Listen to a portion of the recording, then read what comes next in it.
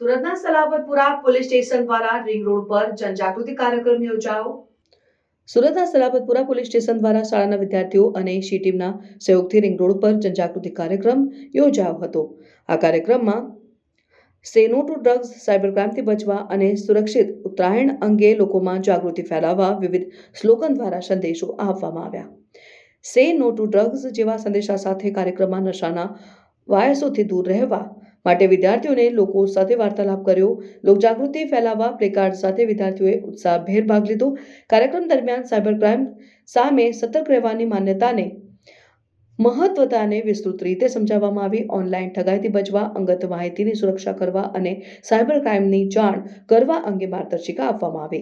ઉત્તરાયણ પર્વ અંગે ખાસ ધ્યાન કેન્દ્રિત કરવામાં આવ્યું। પતંગબાજી દરમિયાન થતી ગંભીર અકસ્માતો ટાળવા માટે સુરક્ષિત સાધનોનો ઉપયોગ અને ધાબા ઉપર રમતો કરતી વખતે સુરક્ષાની વાત કરી।